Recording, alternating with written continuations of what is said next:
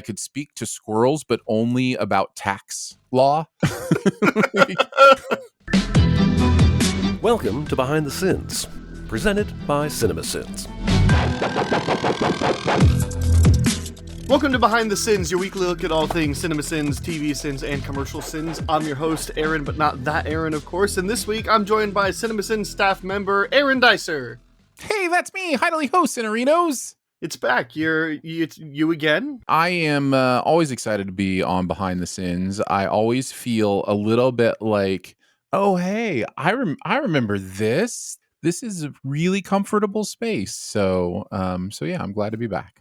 Is it weird not hosting it, though, like being a guest? No. In fact, I have people ask me this because I host several podcasts, and anytime I'm on somebody else's podcast, or even like on, Ian's got Captain's Pod, that kind of thing. And it's just, and people are like, well, is it weird not hosting? And I'm just like, no, it's glorious. It's the best. Like, I don't have to be thinking all of the time about what's the next thing we're going to talk about. How do we, progress nicely? What's a good transition here? Instead, I just get to crack jokes and throw the actual host off their game. Like, it's, I get to be that guy. So I absolutely love being second chair, third chair. That's a lot of fun.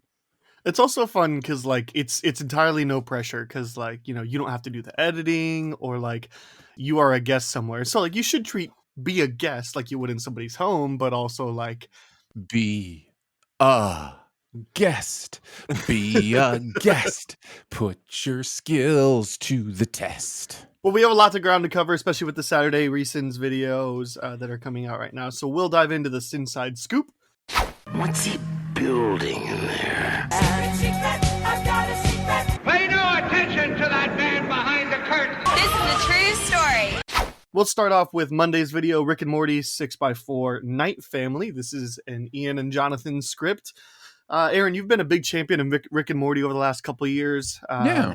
What do you think about this season so far? I think it's great. I don't notice much movement on my Rick and Morty fandom at all. I feel like I've always kind of felt the same way, which is I get what these people are doing. I think it's funny. They've built themselves this really free space just to do whatever they want. They've broken the fourth wall so bad that it is in shambles and cannot be repaired.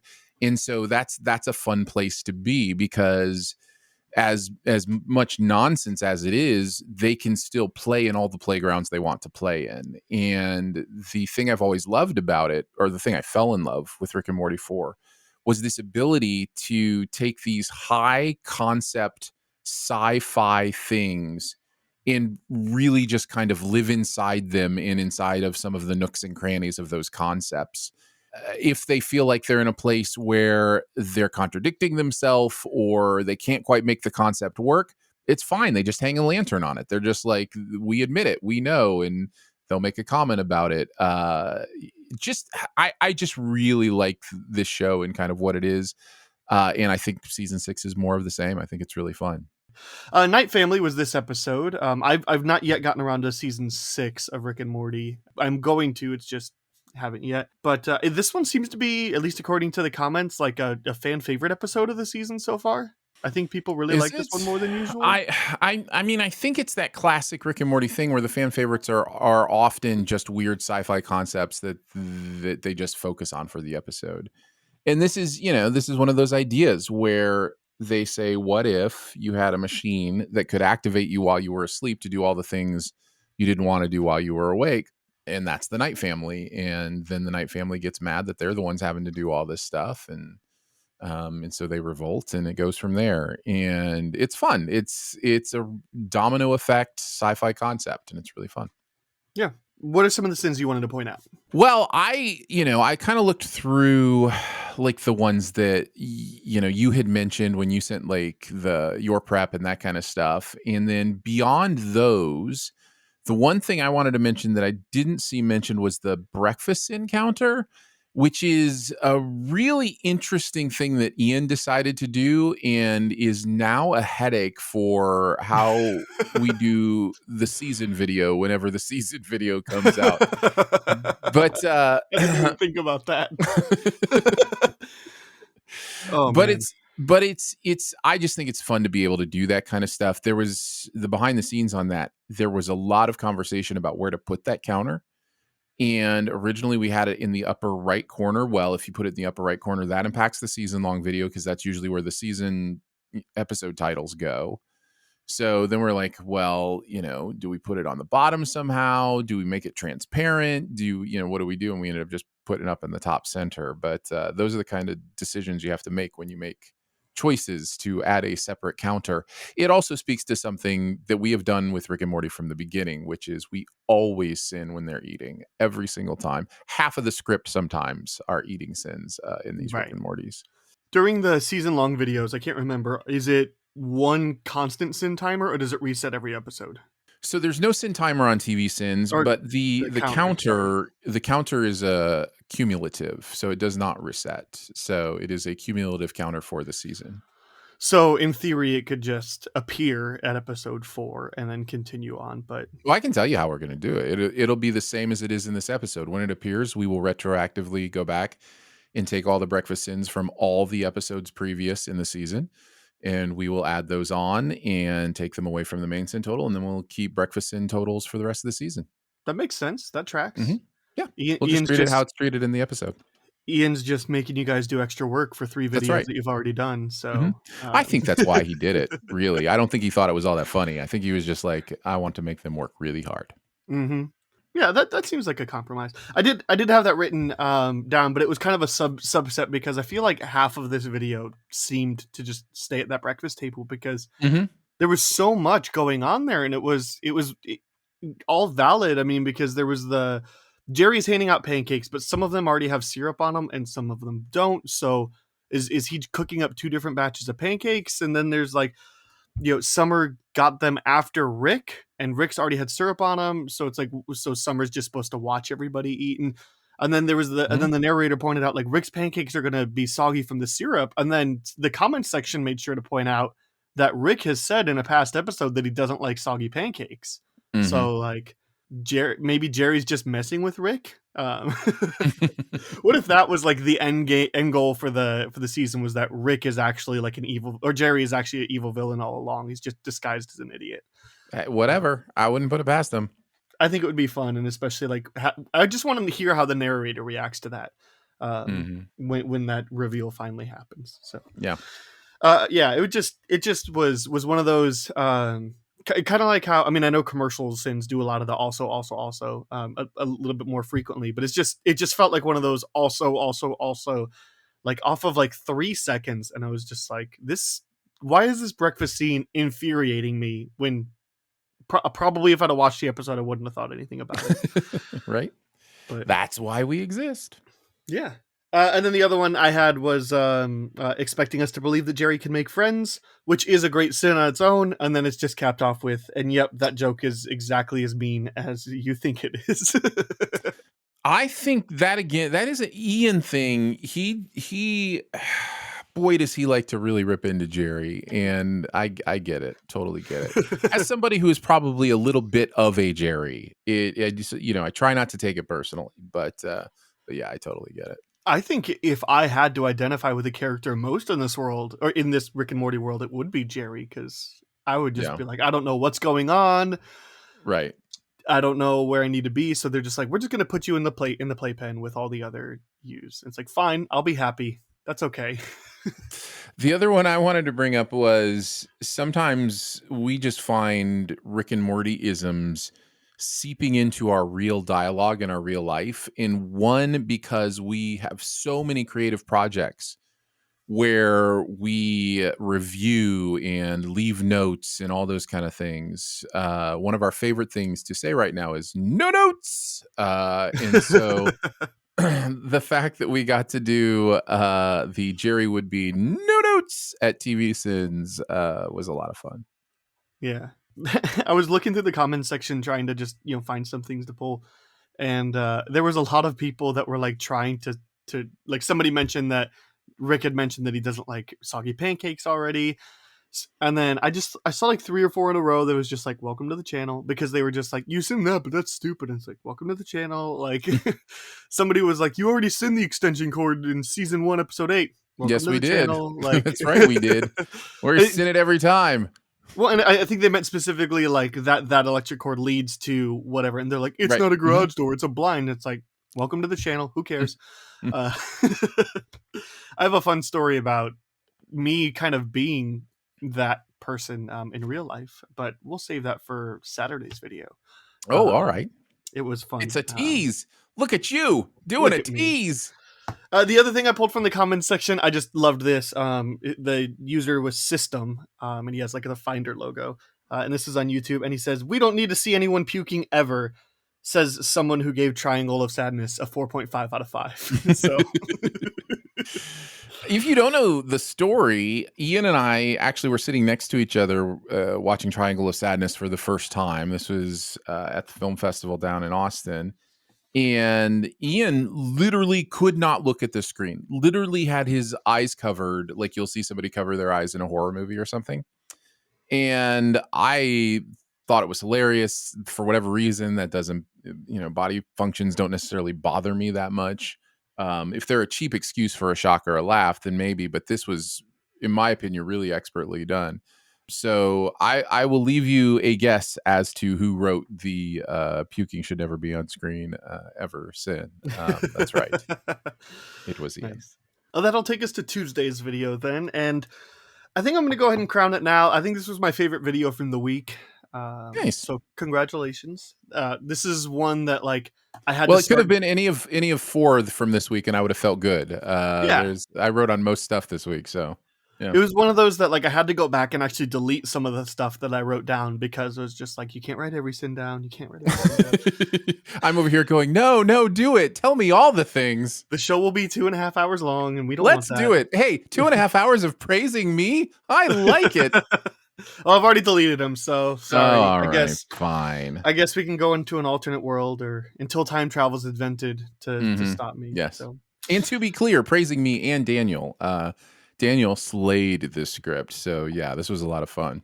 Yeah, so I mentioned you and Daniel writing on this one. I'll start off with all right, I'm going to start off with a behind the scenes thing because I got a DM. First of all, I don't remember your thoughts on this movie, but I remember thinking like this looks actually kind of decent when the trailers came out, and I was like, I might check that out on Netflix one day or whatever. So is it worth seeing? Is it pretty good? Sure. Listen, it's hard when you do what we do because sinful doesn't mean not fun. It doesn't mean you can't have a good time. Doesn't mean you can't like a movie. This is a very sinful movie. This is not a movie that cares much at all about things about physics and things that would exist in the real world. And that's okay. But for what we do, it is a terrible movie because of all those different things. However, the animation is interesting. There's some fun moments. You'll laugh a little bit. It's just going to depend on how distracted you get by those little things that tweak your brain where you're like, that makes no sense to me. I don't understand that. What is this world? I'm very confused. Like if you're not distracted by that stuff, you can have a fun time with this movie. I know a lot of people like this movie. I do not. I don't think it's all that great. Okay. But that's because a lot of that stuff just annoyed me in this one. My thing, and I think I even sent it in a couple places, I just think it's unoriginal. I don't think there's anything new here. And it's just annoying because I'm waiting for, okay, what's the interesting part about this that I go, oh, you know what the bad guys does that no other movie does? And the answer is there is no answer in my opinion. So yeah, I end up not liking it. I just remember the trailer coming out and I was just like, oh, this is kind of like Discount Zootopia. We got animals doing real things in real world and there seems to be crime. So Discount Zootopia. But I got a DM, wanted to ask specifically Obina, and I hope I'm pronouncing that right. I apologize if I'm not. He DM'd me on Twitter and said, can you ask whoever wrote on The Bad Guys why they hate fun? Was it Ian? I feel like it was Ian. So well, we know it wasn't Ian. Although I have a feeling Ian would hate this movie as well. Nobody hates fun. We just hate unoriginal, insipid movies. And that's what this like feels like to me. So, but you can have fun. You don't have to be original to have fun. And I think a lot of people do have fun with this movie.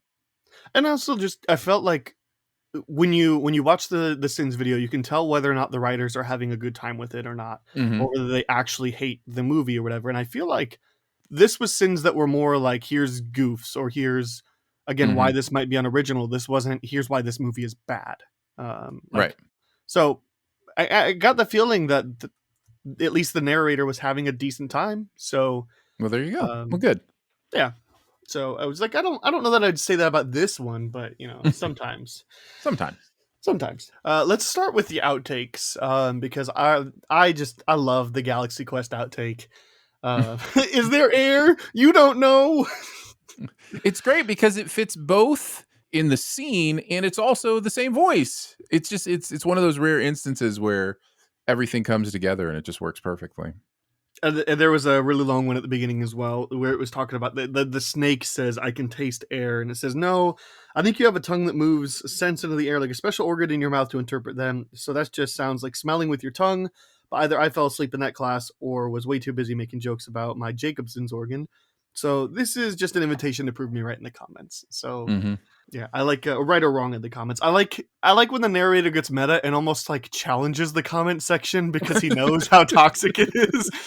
It's just kind of like Yeah. that. It just Yeah. always reminds me of the Avengers video with that. There's no gravity in space. So he's almost just like, I think it's this way, but whatever, nerds, prove me right or wrong. I'm not going to read the comments anyway.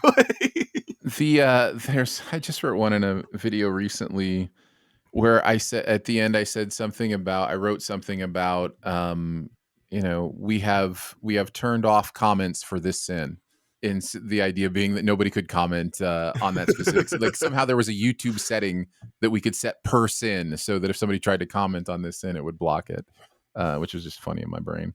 Yeah, for sure. I guess on that note, were there any like fun snake anecdotes, keeping tabs, whatever, when doing the research? Well, what's interesting about that sin is a combine of Daniel and mine. We both wrote about this, that snakes do not taste air. They basically are just really great smellers, but it's not even technically a nose. It's this special organ that snakes only have called the Jacobson's organ. And so it's basically the tongue is just moving the air to that organ, which has not taste buds on it, but like smell buds. Huh. It's a weird distinction, but but yeah, snakes are interesting with how they interpret the air around them.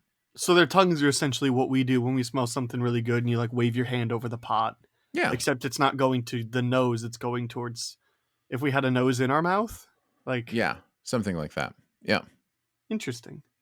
What are some of the stuff that you had? Well, there's like I said, I didn't necessarily enjoy this movie all that much. One of the main things that I wanted to poke at quite a bit because it's so weird is the composition of animals and humans in this world. It's such a strange percentage. Pretty much all of our main characters are talking animals, and pretty much all of our non-main characters are humans. So it's this weird world where there's just some talking animals, but it's still mostly human. And somehow in that world, people elected a fox mayor. Like, are humans electing an animal to be mayor? It's just this weird combination of animals and humans. And that was something that I think we sent a few times, but I found it really interesting. It's like, why not just go full animals like Zootopia does? That seems to make a lot more sense than... Right, because it's just like an alternate universe, that's just animals instead of humans. So yeah, it's weird when the majority of people are still Homo sapiens, and yet there's talking snakes. I don't know. The other thing was the ages, just catching the ages on the police lineup photos, and just how old these animals were supposed to be and how they should all be dead several times over at those ages. I thought was really interesting. This is Cinema's first instance of Chekhov's fart, so congratulations. And said so unenthusiastically is is just a great delivery by Jeremy. Mm-hmm. There was 2 callback sins, like start of the video, 2, I guess, Chekhov sins. Because then at the end of this one, it says, it's cinema's very first past gaseous ex machina. Congrats to all involved. Mm-hmm. Those are just fun. Some of the ones where I have to pause the video, because especially now that I have to pay attention to every sin, as opposed to just laugh through the next Yeah, one. right. And then there was the 2 Panda Express ones, where the first one was just something about like pulling out your wiener in Panda Express or whatever, or being naked in Panda Express. I don't think that's what. I don't think It was something. I didn't write that. it down because I didn't want to go back into the video because I was already running late on prep because we're recording a little earlier than usual. It was something about being naked in Panda Express, and then there was another callback. No. The lead-in is say hello to Mr. Snake, and the sin is, oh, sure, an animated movie can say it, but when I say it one time in a Panda Express, and I'm the villain, whatever. Yeah, that was the first one. And then the second one was saying something, calling back, and it said, like, you can't do this here, or apparently in Panda Expresses. And, right, yes. Out of all the places you could pick, why did you have to ruin Panda Express for me? It's my favorite restaurant to call out when I write. And I just think there's something about the name Panda Express that's funny. I just think there's something inherently humorous about, using it. So it works for me, so I use it. I love Panda Express, but where I live right next to a mall, and there's a Panda Express in the mall, but then I'm always conflicted because on either side of Panda Express is a local Japanese stir-fry noodle place in the food court. Mm-hmm. And they're like really good, and they make everything nice and fresh, not, in big batches. So it takes a little bit to get your food, but it's worth it. And then on the other side, it's a Chick-fil-A. And so I pretty infrequently go to Panda, even when I walk into the mall intending to get Panda. Mm-hmm. Yeah. So I love me some Panda Express. Nice. Isn't the Holy Grail of thievery? And the Suicide Squad. Why don't you just call yourself the Suicide Squad? Because I haven't seen the movie, but halfway through I'm thinking, okay, so this is just like Suicide Squad for the kids, I guess. Mm-hmm. Yeah. And so later calling it the Suicide Squad is nice puns, of course. Then that leads you into being like, oh, Aaron wrote on this. Got it. Not always. In this case, yes, but not always. And then the other one I wrote down was, don't even get me started on parents who change diapers in these things, because you were saying, like, don't put your feet on the booths. And yes, changing diapers on booths or tables in restaurants is the worst possible thing you can do at a restaurant. Mm-hmm. And as somebody who currently works in the restaurant industry, please don't do that. Almost every single bathroom has a changing table built into it. Ours does. So use those. It's actually a health code violation. So we have to go tell you to not do it at our tables. Like you have to go to an enclosed bathroom to do that. You're so welcome. In case you didn't know, you are violating health codes. You're welcome. And every single other patron in the restaurant hates you because you're being a monster to my food. And I'm not hungry anymore for this food I just paid for. So the only other one I had pointed out for possible chat was just how long I took trying desperately to figure out what the Latin text on the Golden State Police Department meant. It was so weird because it is clear to me they took an English idiom of some sort, put it through a translator for Latin, but then when you try to reverse translate it, it just doesn't make sense. And I just could not for the life of me figure out what that idiom was. Directly translated, it appears to mean until the need for mourning love as a soft stage of healing the bed.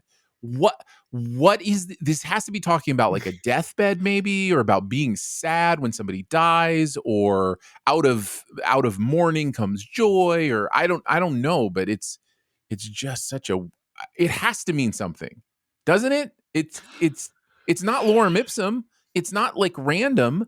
It actually can be translated. So man, I don't know. It's weird.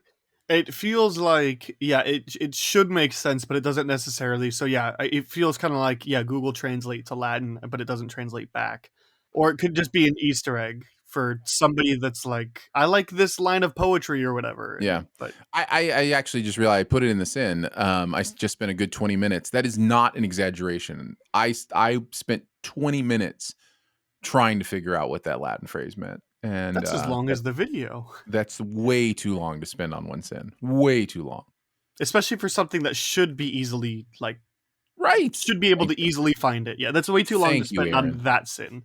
Thank you, Aaron. Some Appreciate sins are the worth back. spending 20 minutes on. That the sin was the fact that you spent 20 minutes looking it up. Right. Yes. Yes. Nice. That'll take us to Wednesday's video, House of the Dragon. This is episode 4. You and Daniel again. Yeah. Back to back. You're liking House of the Dragon, right? It's over now. Thoughts on the first season? I am in on this show. And the reason I'm in on this show is because I see where it's going and I think it's going to be a lot of fun. And I think it's going to be interesting story work. In the last 2 episodes of season 1, which we're not talking about yet, we're, as far as releasing videos, back on episode 4, right? We're talking about episode 4 today. Mhm. But I'll just go ahead and tell you. The last 2 episodes of this season launch us into something I'm really excited to see, happen. The first 8 episodes of this season, I think if you looked at all the choices you had to make as a TV show, they made the wrong choice in every single instance. I just feel like the way they decided to cover this show, the way they decided to cover this material is slow, plotting, confusing, nonsensical, skips over really important character developments. If I had one switch to flip in reverse history, that switch would have easily been do flashbacks instead of linear time. Do flashbacks. Just start us in the year lead up to the last 2 episodes. Leave us in that continuity for our understanding of our timeline, but then go fill in the blanks with flashbacks. Use the other actors you cast as the young versions, that kind of stuff, because then you're not dealing with time jumps. You're dealing with flashbacks, which we know how to process more internally in a story. I really didn't like the way they structured it. The show is much more interested in atmosphere than it is in actually tightening up and spending parts of the show where it needs to spend those parts for us to know characters. There's huge character developments that the show just absolutely waves at and yada yadas. Those first 8 episodes are a mess. And it's a miracle that I'm as invested as I am at the end of the season. I just think that's a testament to there's a great story there. But yeah, I think they made a bunch of terrible decisions in this first season. Well, and it's one of those where, like, I think I've been really excited about the show. I've liked it quite a bit. And I agree with you. I think flashbacks in hindsight would have been a better way to go about it. Or at least just tighten up all the time jumps, make it it's not an entire season of setup, make it, even if they wanted to do 3 or 4 episodes. If you're going to do it this way, listen, this is not a terrible way to do it if you're going to give it the time it needs to do it this way. The Crown does it this way, and they do fine. But you know why? Because they spend enough time in each era that we feel satisfied about what we've learned about these characters during that era. Or I guess in the case of The Crown, these actual human beings. So if this had spent the entire first season with young Rhaenyra and Alicent, that's, I think, a different story, but that's not what it wanted to do. It wanted to get to what we see in 9 and 10, and I just think there's a better way to do that if that's where you want to kick off. I think there's a version of this where episodes 1 through 8 are a movie, like released in theaters, and then you start the series as a sequel. I think you could cram most of episode 1 through 8, and then you fill in the blanks with flashbacks with stuff that you didn't include. Yeah, but I think that might even be a better way to go about it. But I'm really curious. I think a lot of people dropped off the show after right about this point because they realized what the show was doing, and it's certainly not the best idea. And it definitely couldn't keep them interested. Right. So I'm very curious to see how the numbers are going to look for season 2.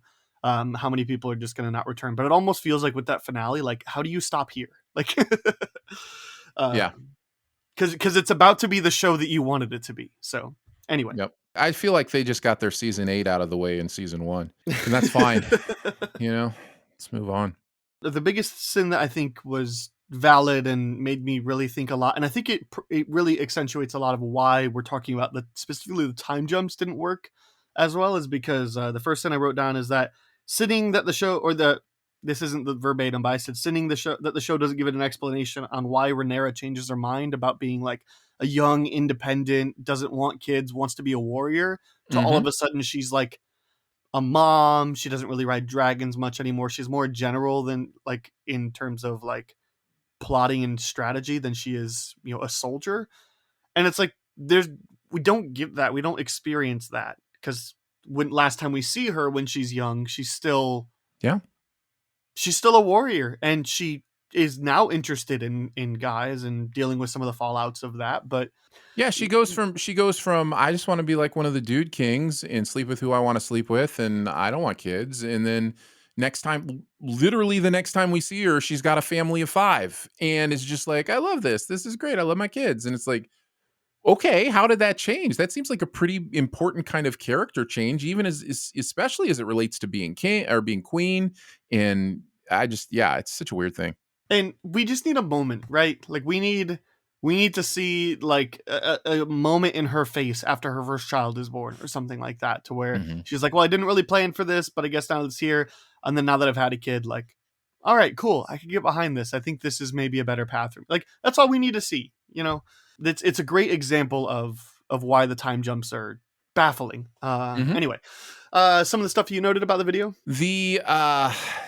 There is one of those things where we just messed up, and we're always honest about when we mess up or whatever, but just to see the comments on the Norvos and Cohor thing, which I don't know if you saw this, but there's a sin where it's like, wait till you see the tapestries we got from Norvos and Cohor, and the sin is just naming your kids Norvos and Cohor. And then the comments are littered with Norvos and Cohor are cities. But cities are typically named after people. So they are. That's fine. It also doesn't bother me that the narrator didn't realize that, because it is also a sin of the show that there's so many names and so many things going on that sometimes you mistake cities for humans. It happens. So anyways, I thought that was really funny. And then I also anytime we can call back to OG Game of Thrones, but there's some more prince that is promised. I think Rhaenyra says, from my blood comes the prince that was promised, and his will be the song of ice and fire. And then the sin is just, this seems really weighty and cool until you remember they crowned forking Bran. And it's just funny to think that happened, that Bran was the one that they went with at the end. So, yeah. It does really null it quite a bit. I don't know. Maybe whenever the final 2 books get released, you can just start being like, none of the show is a prequel to the books, not to the show. Yeah. Nope. I think they've specifically said the show universes are tied together. So, yeah. Shame. The trumpets blaring, and then the royal skip. Fanfare. Yeah, that's fun. Yeah, that'll come back. Nice. I like it. Seeing the ways that the sin started off as just skip, but like seeing the different ways that all the channels have kind of like changed it to keep it interesting, to not just keep on using the same joke over and over. Same with the college girlfriend. It's like there's different ways, and even CinemaSins adopting title of my sex tape instead of, that's what she college said, girlfriend, college girlfriend or whatever. Yeah, like seeing the ways. I mean, because there was the Coco button for a while. Now we got the fanfare and the trumpets. We need to bring back the Coco button. So anyway, thinking that you can tell anything from a sniff test when you're in the shit in the street stage of civilization. It's true. It's just true. I got a chance to, when I was in college, to go spend some time in, I went to Bible college, and so I could spend some time in some of the cities that are talked about in the New Testament, Philippi and Thessalonica and all that. And so we went to Pompeii because it's a preserved city from 70 AD. So it was one of those that like, they're like, you can learn a lot by just studying this culture. And I did. And it was also one of the ones where it's like, why are there giant stones in the street? Oh, because horses would just go to the bathroom and you don't want to walk in it. It's like, and then I'll have people cleaning. It's like rain. Like, oh, yeah. All right. Yep. I am so grateful for showers and hand sanitizer, all that stuff. There's the royal booty call sin, which just says I'd give all the sins back if the maid had just walked in and said, you up. Yeah, that one made me laugh. And the other one I wrote down was Funkelunking, and then there was the Shut Your Fucking Face, Uncle Funker from Hmm. South Park, which is Yeah. just Yeah, nice. Funkle unking is one of those that just is light bolt of lightning kind of thing where it's just like, that's funny. That's funny to say. You know exactly what it means, and Funkle unking's great. I love it. Yeah.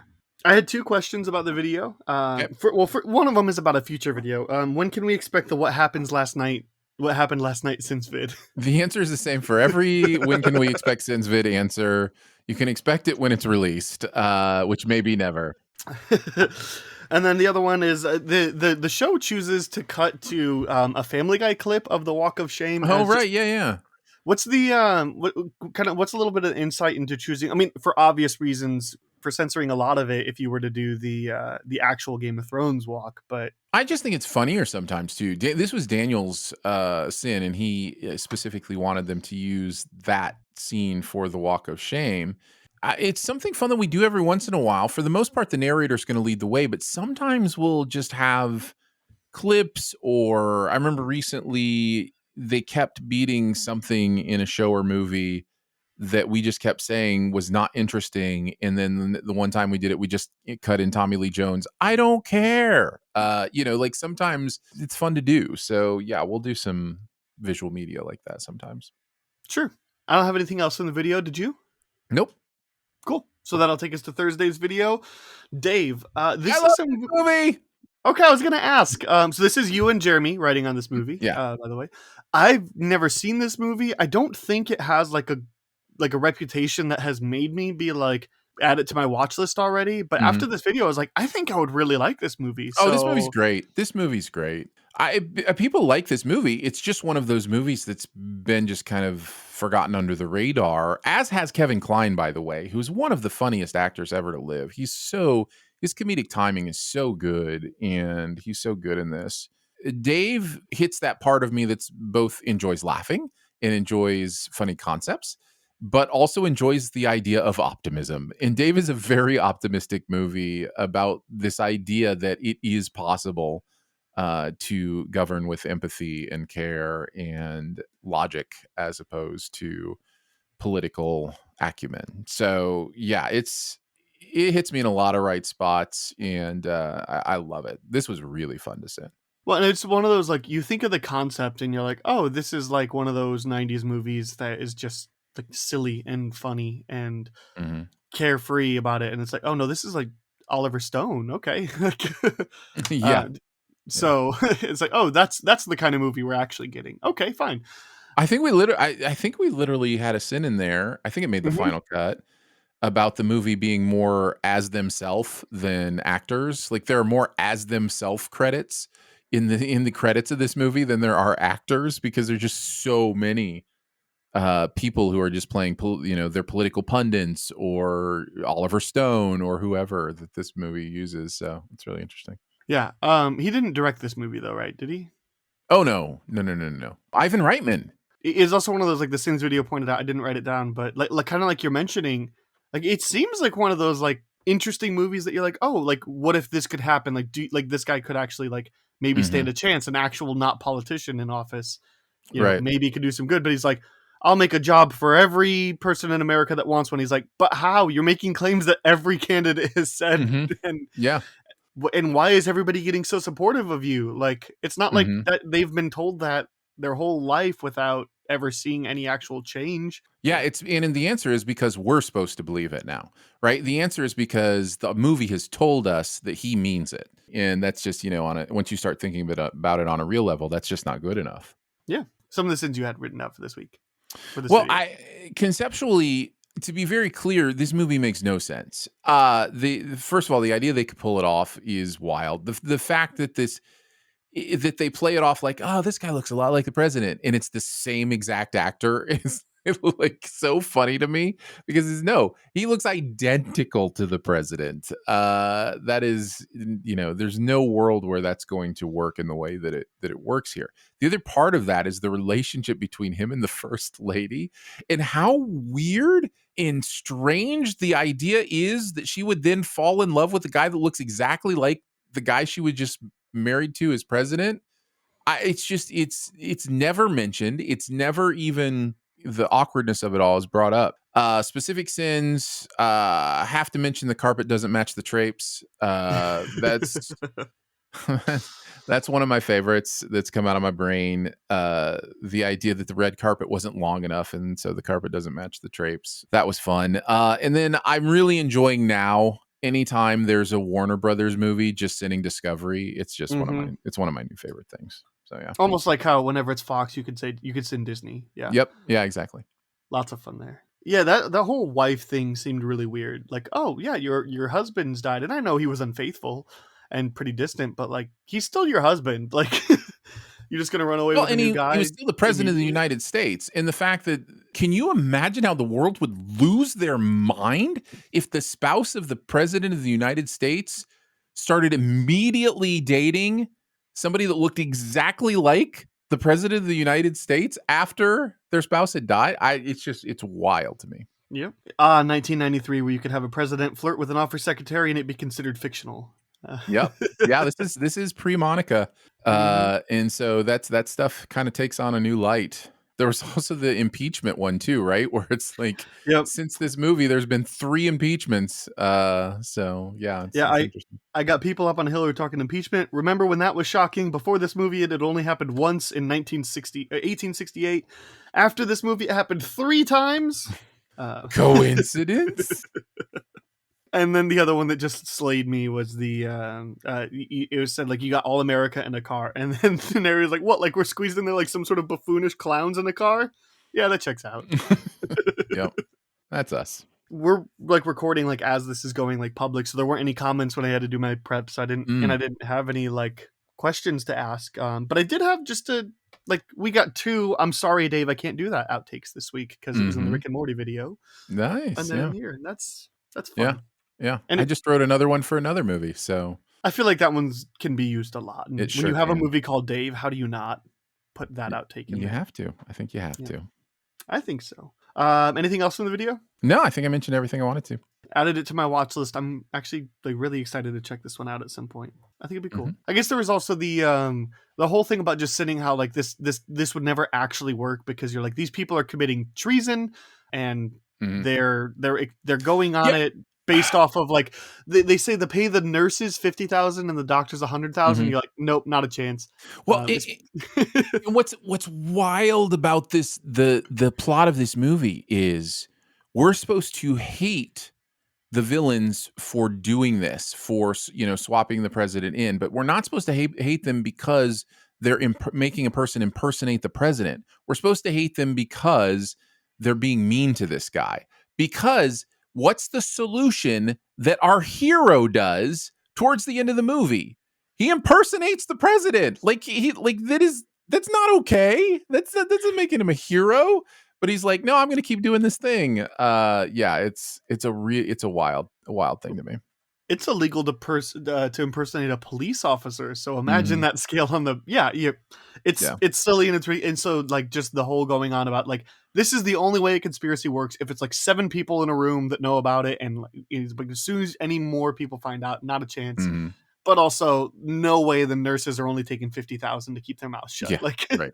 Yeah. Maybe the doctors $100, but they already make money. I don't know, but specifically the nurses are that. Oh, and then the doctor who's like, "Yep, checks out. Everything's good." He's healthier than I've ever seen him. And you're just like, his penis is a little bit longer. But yeah, that's right. That was one of the sins.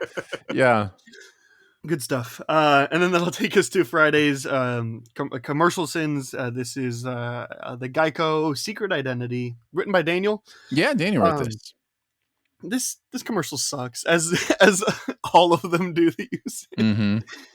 I wrote down, you have the saucy stash and the acceptable analyst as titles before we find out it's what the green something. The green, I don't even know or care.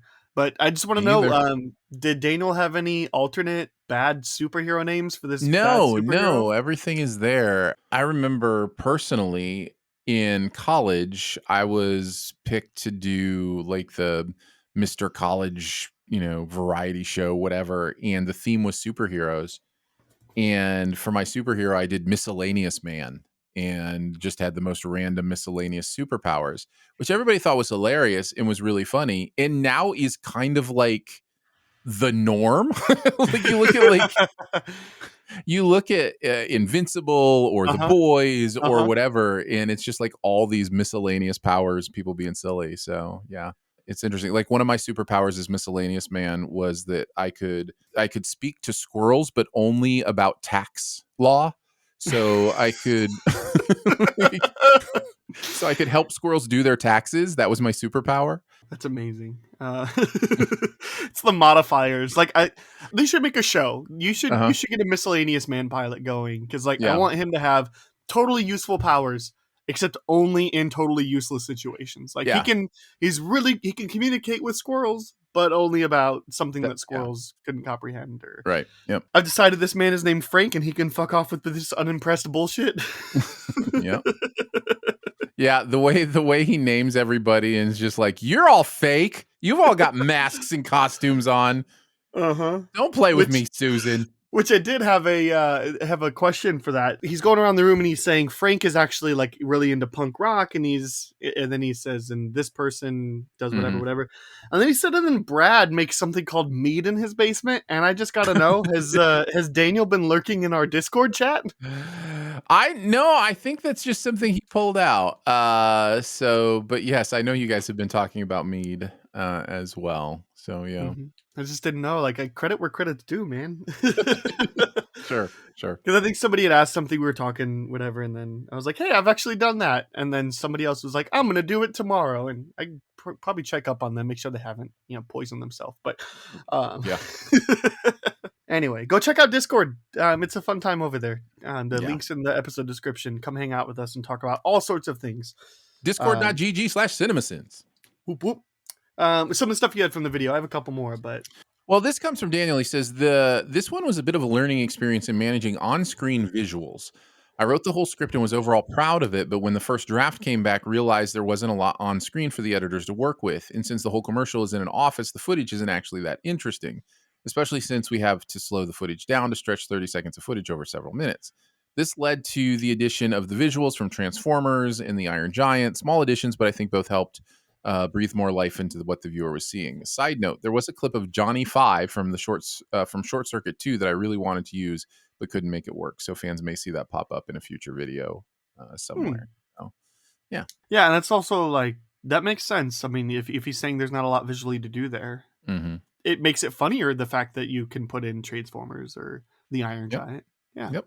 Good job, Daniel. This commercial cannot convince me that this name was not immaculately conceived in the same manner as my college band, where I played the lead melodica. We were high. That's it. That's pretty much the whole story.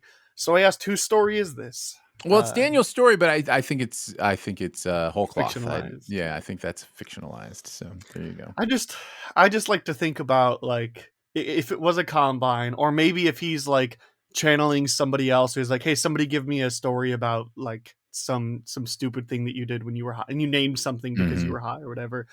I like to make fictionalized backstories for you guys. Like, maybe Danae was in a band. She played lead melodica. Yeah. And I guess people that don't listen to the podcast are just going to have to not know. That'll take us to Saturday's video. This is the Hunger Games rescind. You and Daniel again. I really could have had Daniel on this episode too. You could have. But then you wouldn't have had Dave. So I got him beat by one. Haha, got him. Why don't you kick us off here?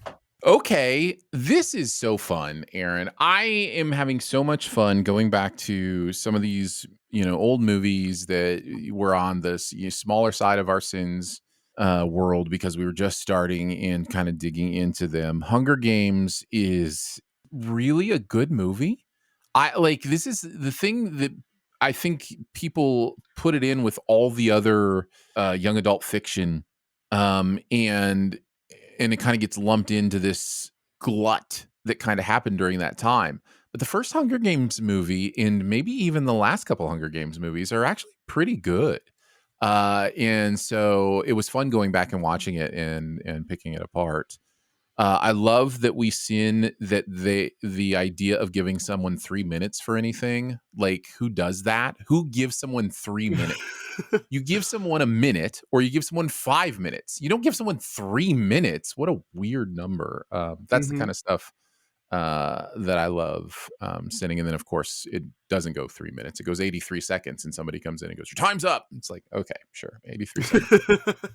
I was gonna ask how you felt about the film too, because I know you are very anti-violence glorifying, and I mean that's kind of the movie's point is to say that this violence is unnecessary, and as the Sin counter points out, most of this movie it takes so long to actually get into it. It's significantly less of the runtime than we probably remember. Yeah. It's also not explicit. It's PG-13. Well, and it's also, violence is never the answer here. Right. It is absolutely the problem. So yeah, that doesn't bother me at all. In the same line of sending a lot of numbers, someone starts a countdown at 15. Who starts a countdown at 15? It's amazing. Yeah. Then I had to mention, just because it's one of my favorite things where you have to think about something for a second and then you're sad that you did. There's a cat hiss at Katniss. The cat hisses at Katniss and she says, "I'll still cook you." And then the Sin is just preparing a meal without considering that DJ Khaled wouldn't eat it. And if you don't get that joke, that's fine. But maybe someday you will. Yeah. There's also, I didn't write this one down, but I want to get out of the way because I also really liked how there was a Sin that essentially said something about there's a YouTube channel that's going to pick this apart or whatever, and the Sin essentially is this movie came out before CinemaSins was a channel and deal with the repercussions of not knowing that we're going to do this.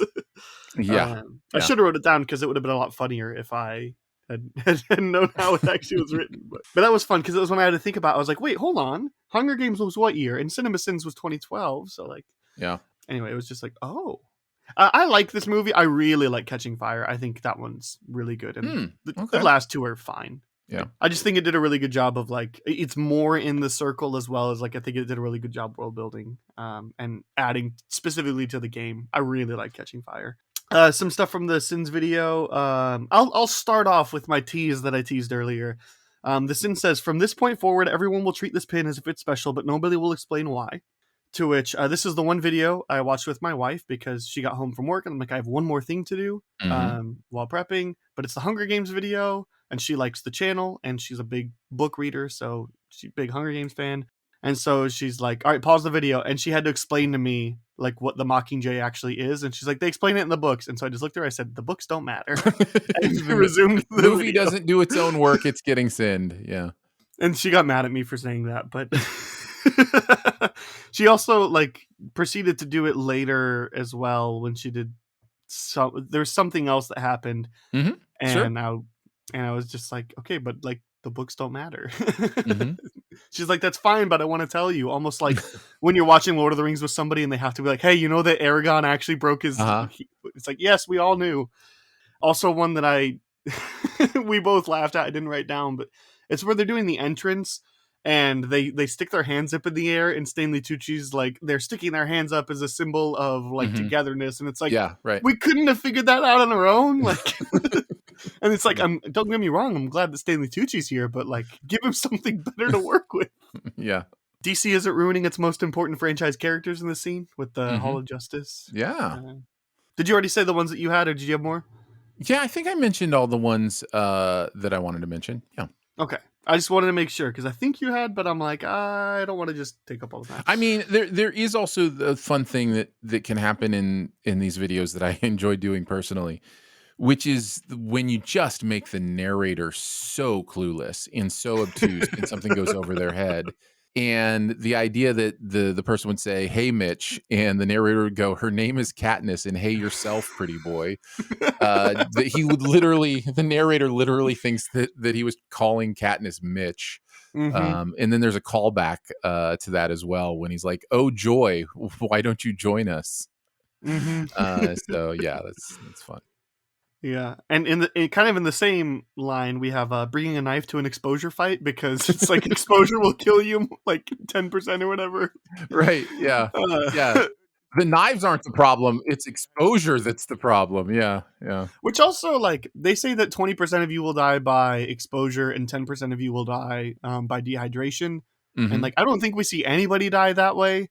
No. There's a lot of off-screen deaths, but like, we assume that there's that group of District 1 and 2 people that are being pricks. So Mhm. I'm gonna assume that nobody died. That Yeah. the stat was wrong this year. And there was the Mockingjay pin when she gives it back to the sister, and it's like re-gifting a gift to the person who gifted it to you. So rude. So rude. And there's the propaganda video that says widows, orphans, a motherless child. You're like, what? Just one motherless child?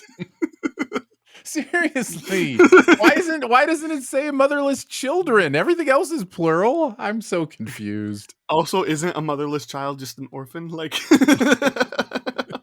A form of orphan, yes. a form of orphan, yes. And the last one was this movie's couple's name is Penis. It is. Nothing you can do about it. That is the actual couple name. This is totally not related to the video, but part of my last job, I would like come up with creative games to start engaging the audience. And so I would find there's this website that you can go to where you can find these creative games that are like meant for this kind of start. And my last job was a ministry job, so it was like it's specifically that stuff. And I came across this game that's called PETA, PETA, PETA, or Peter. So it's PETA the bread, PETA the organization, PETA from Hunger Games, or the Apostle Peter. Nice. And it gives you a fact, and you have to guess which one it pertains to. That's great. That's great. I will say the first edit that came back, Jeremy's narration, I actually had him redo it on that one because he did it more of like, the celebrity couple's name is Penis. And I said, no, I just wanted just to sound like penis. You just say penis, and so I had him redo it just to say it. So Jeremy, re-record Penis. Yes, please. Nice. Well, I think that'll do it for the content this week. That's a lot of fun. Will. I had a good time. But we're not done yet. We're going to move on to our next segment, Behind the Sinner. So tell me about yourself. We're all sinners. Every one of us. And what happens to sinners? Get to know each other better, See, Daddy, sinners have soul too. The information! It's too much! Walk away, March. Just walk away. So we already finished the round 1 questions. This is your second time on this season of the show, so it means we're moving on to round 2 of the questions. And so I have 2 from Nick and then a game from Joseph. Okay. Nick prompted this question. Is there a previously released Sins video that you wish you could have worked on? Yeah, Last Airbender, The Last Airbender, The Last Airbender. Let me tear that thing to shreds. Absolutely. Yeah. I am about to go full sin bender and just absolutely destroy them.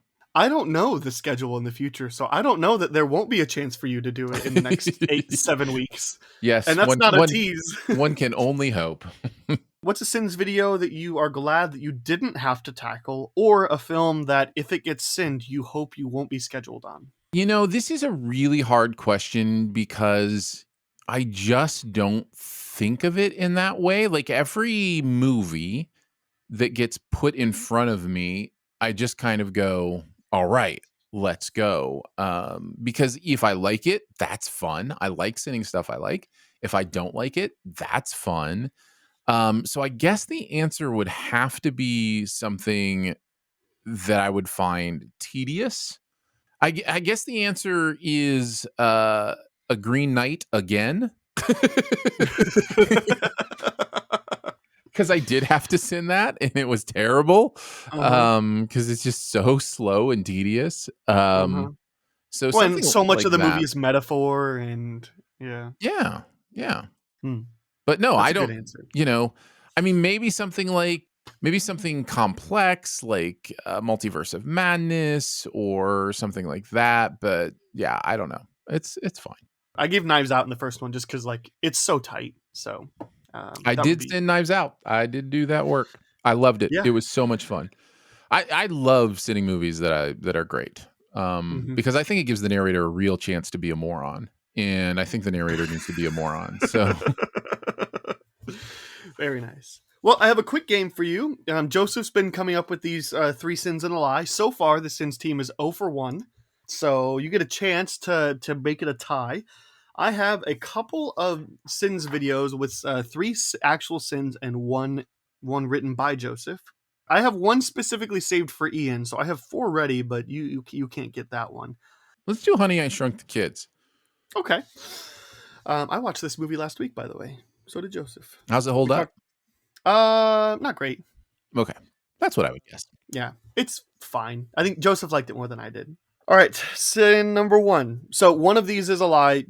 You'll have to guess which one is the lie. All right, which one of these is not a sin?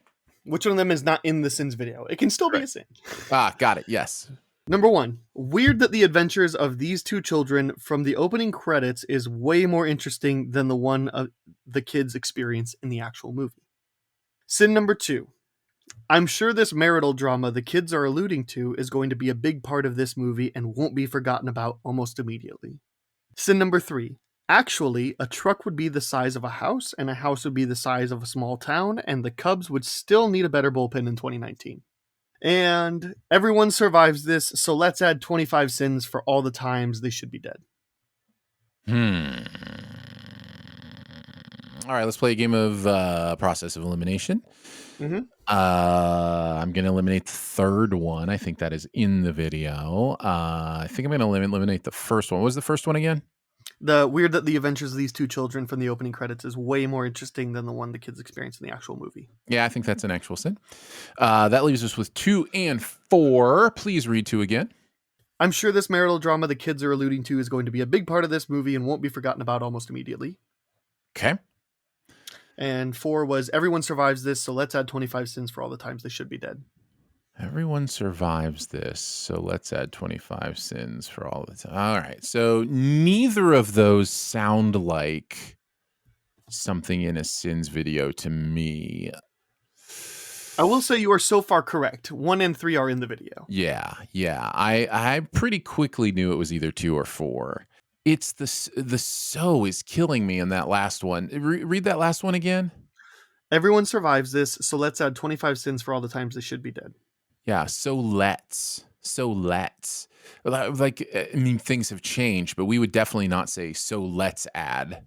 I didn't put these together. I assume that he is copying these verbatim. But just to clarify, I assume he is, but I cannot confirm. Yeah, I'm sure. But man, that second one doesn't sound right to me either. Read the second one more time, and then I will make my call. I'm sure this marital drama the kids are alluding to is going to be a big part of this movie and won't be forgotten about almost immediately. The only reason that doesn't sound right to me is that is a more modern, like, that wasn't really, of course, I don't know when this video came out. That's true. I don't know when this video came out. So there is the Cubs would still need a better bullpen in 2019. So I got to think 2019 or later. Yeah. Actually, so that I don't know that might be, I'm going to go with 4. I'm going to go with number 4. Since team is 0 for 2, it was number 2 that was the lie. All right.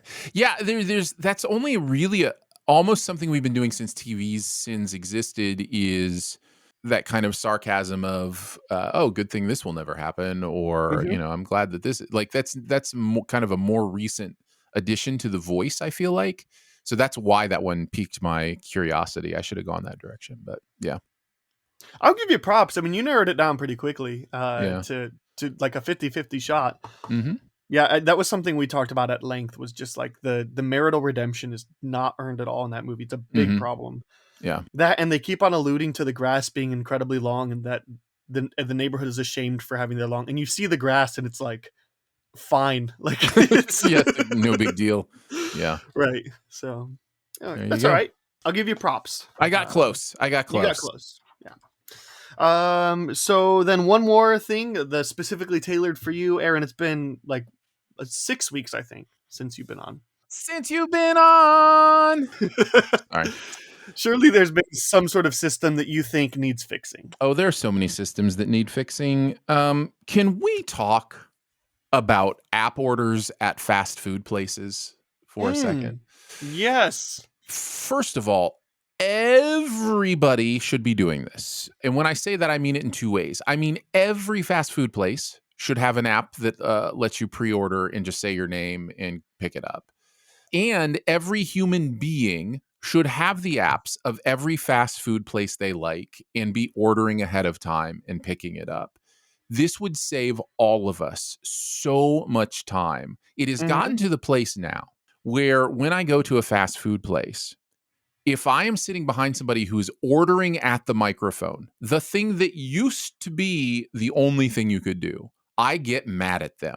I get angry at the person who is ordering their food through the microphone because I'm like, all you had to do was download an app, tell them your name, drive to the next window. And now I got to sit here for 5 minutes while you look at a menu and try to decide if you want a bean burrito or a beefy melt. Like, it's just one of those really frustrating pet peeves currently. So my idea is this. Most drive-thrus have 2 lanes. Designate a lane for app orders. This is what it does. It does 2 things. Number 1, it allows people who use the app to get full advantage of using the app. They're going to be zooming through, right? Number 2, it encourages more people to use the app when they see the other lane just rocketing through. So that is the system that that I think restaurants should do, is designate one of your fast food lanes as an app order lane. I think it'll do wonders for your restaurant. What happens when somebody comes up to the app order only lane and tries to order? Do you tell them, sorry, back up and go in the line, or pull out, go around, get in the other line? Yep. I was like, you're going to have to enforce that. Otherwise, it's pretty moot. Mm-hmm. Well, initially you can have someone directing traffic too. You know, you'll see some places do have somebody out, and you know, you can have signs. People miss signs, but if somebody, you know, is there that's like, and people are coming through the app order lane, they, you know, is this an app order? And just tell them then before they even get up to the front, just so they make sure they know. Until it's established. Yep. Yeah. Okay. I get behind that.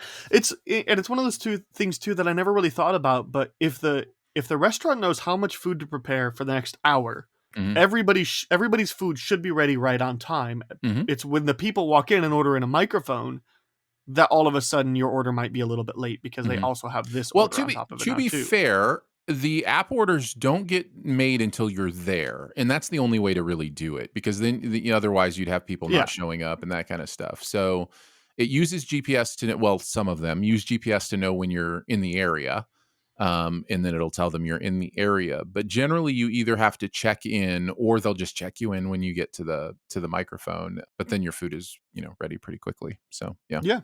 Well, it's fast food. Yeah. Yes. It is. But not I've noticed, fast enough. I've noticed a lot of places, even like it used to be, like there's somebody who like they would tell you stand at the register all day. Regardless if nobody's there. And like a lot of times, frequently, I don't really go into fast food places anymore. I do drive through, or I guess just drive through.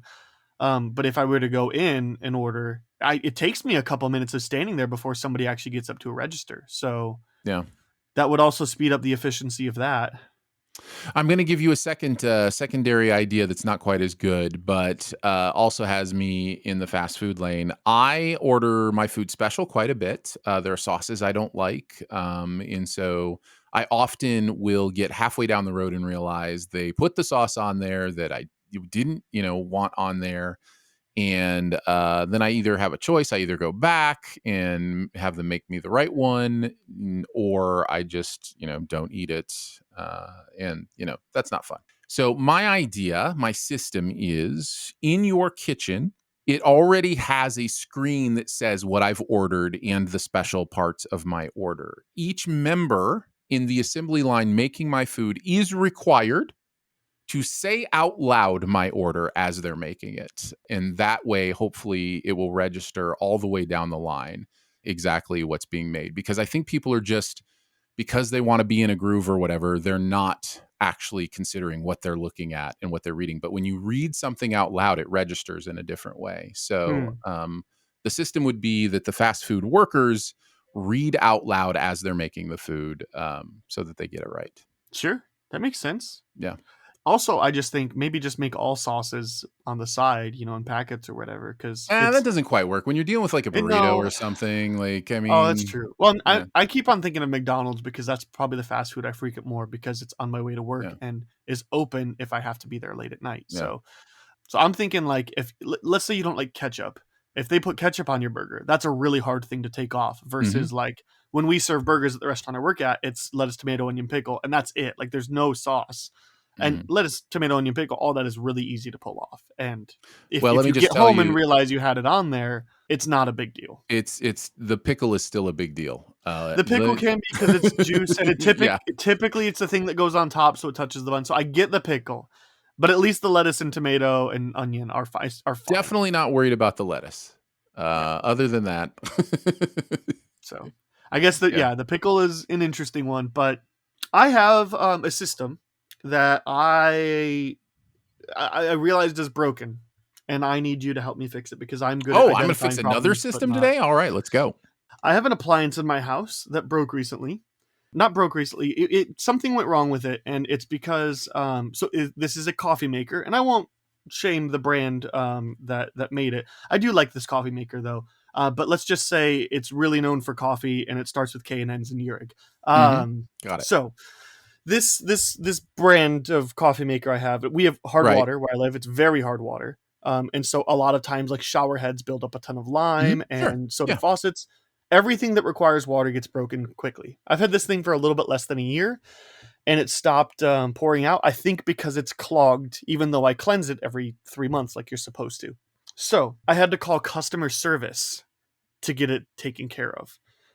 And before they would even try to help me with my problem, before they would even try to help me troubleshoot, I had to give them my full name, my email address, and my phone number. And I don't like giving out personal information, especially to corporations, unless it's like, hey, we're going to send you a replacement, give us an email so we can send you tracking and give us your street address or whatever. Then fine. I'm just calling to try to fix it. So give me the troubleshooting steps. And I had already tried YouTube tutorials, and so they tried to tell me, I'm like, I already did this, and that. And so he's like, okay, so you've already done all the troubleshooting methods. We're just going to send you a new one for free. So I'm grateful. That's good customer service. But it took me 5 minutes of being on the phone with a human for them to actually start even giving me troubleshooting options. And that was an awful experience. Because at the very least, help me troubleshoot. Then I'll give you my email and phone number if we need to move forward. So how do we fix phone customer service? Well, I'm going to help you out with your Kelvishurig brand coffee maker and let you know that the best way to solve this problem is to stop drinking coffee and throw away the coffee maker, and problem solved. I think this is I think we're good to go. I think the system has been found. I use it to brew hot tea when I'm sick, or Wait, quick you hot water for use your coffee maker to brew hot tea? To just brew hot water into a cup that has a tea bag in it. Yeah. Wow. I'm not going to boil water on a stovetop. Well, when the only other option is coffee flavored water, that's a tough one. No, honestly, there is no quick solution to customer service issues. They have due diligence to do, otherwise they will be taken advantage of. And if you want to be the kind of person that gives them a different email and name and phone number every time so that you can keep doing this and getting free stuff, you could do that. But those are ways for them to, make sure that they're, it was even on top of that. I had to send a picture of the coffee maker with a handwritten my first and last name, street address, and the order number that they sent me, the reference number, as well as a picture of the serial number on the back. So they got their bases covered to make sure I'm not scamming them. Yeah. Now, I mean, there's nothing that had me say, like, here's what's wrong with my issue. Like, they got to just trust that I'm telling them that actually something is wrong. But so I guess that part of the system is broken, but it's just incredibly frustrating. It took me like 5 minutes of being on the phone with a human, giving them information I didn't want to, for them to even start to help me. And then on top of that, they got my email wrong because they took it over the phone. And so I had to call back and spend another 10 minutes with another individual. Yeah. Overall, I'm happy. They sent me a new machine and said, don't worry about the old one, recycle it or something. So that's a really easy way to do it. And not a refurbished machine, a new inbox. Yeah. So I'm happy overall. Good. Now that we've fixed a couple systems, So the solution to broken coffee makers is just don't drink coffee. Got Correct. I fixed it. Yeah. I know how it goes. Let's move on to Beyond the Sins. To infinity and beyond. Somewhere beyond my wild history. To boldly go where no man has gone before. Aaron, what is that one thing that you want to quickly recommend, warn, or reca-warn? Oh my goodness. I don't know. What do you want? You want a movie? You want TV? Like, what are you in the mood for? Let's do TV, because you have a podcast that you talk about movies weekly. I've been catching up on a lot of TV as well. One of the recent things that I've been working my way through is a show called The Patient with Steve Carell and Donald Gleason. And it is what the basic premise is: what if a serial killer decided to go to therapy?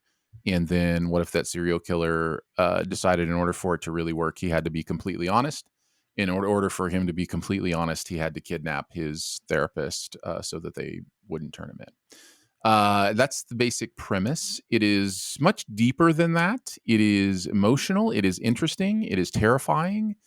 It is funny at times. So yeah, check out The Patient. I believe it's on Hulu. Huge recommend from me. Quick episodes, 20-minute episodes, 25-minute episodes. I think there's 10 of them. So you'll be done pretty quickly. But yeah, check out The Patient on Hulu. That shocked me when I heard they were 20-minute episodes recently. But yeah, I'm really excited to check that show out. Okay, so I'm going to give like a 2-for-1. So I play drums. I'm a drummer.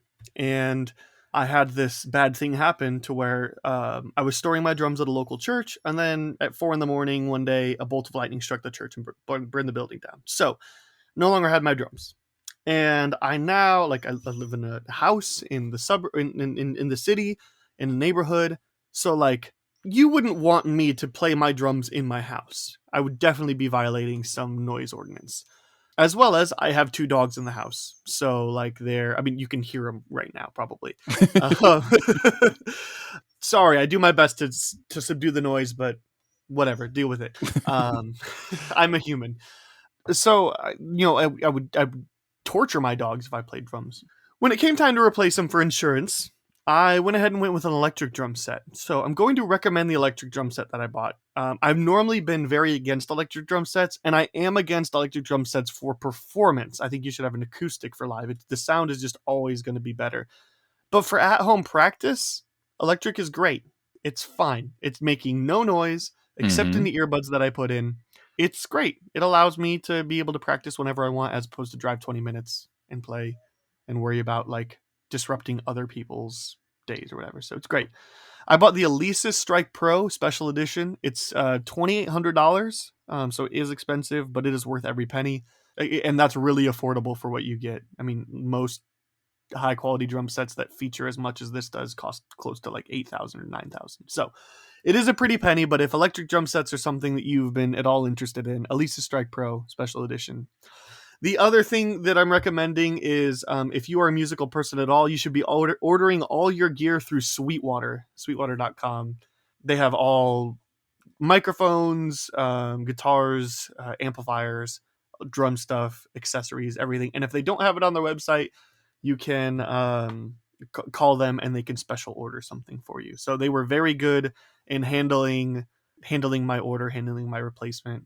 They're not paying me to say this, but like they gave me like essentially a 20% discount on everything because it was a replacement and insurance, and I had called them and had a reference. So order all your music stuff at sweetwater.com. And I know the way I'm saying that sounds like an ad. I promise it's not.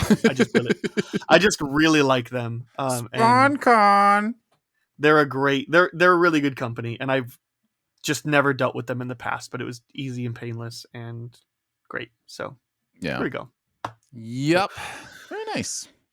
That'll do it for this week. Thanks, Dicer, for hanging out. I appreciate taking your time out of your busy week.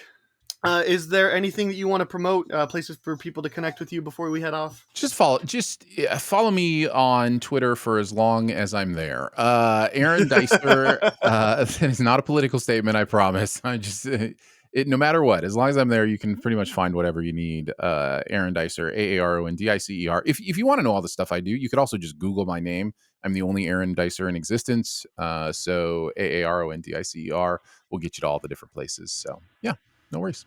And then you can follow me on Twitter as well, at Schweitcastle, same handle for my Letterboxd account. And also, if you have feedback on the show, some things that you wanted to say, that, hey, I think the show is missing this, or hey, like, maybe do this better during editing or during show notes or recording or whatever, maybe just anything that I can actually control. Don't say suck less or, get a better voice or whatever, Not that people have sent those comments, but now that I've opened the floodgates, we'll see.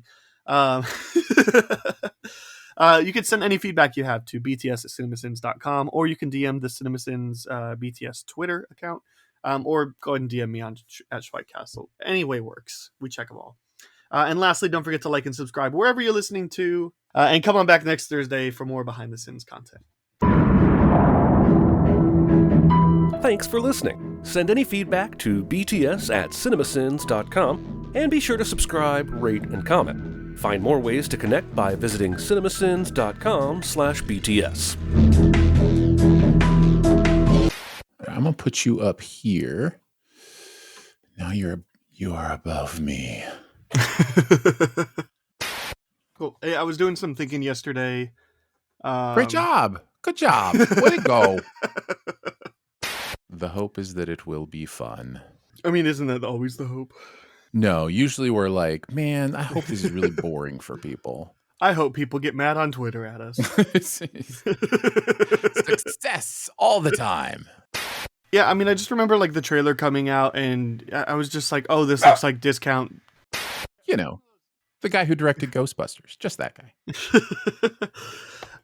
The sin is that this commercial cannot... that's a different one, actually.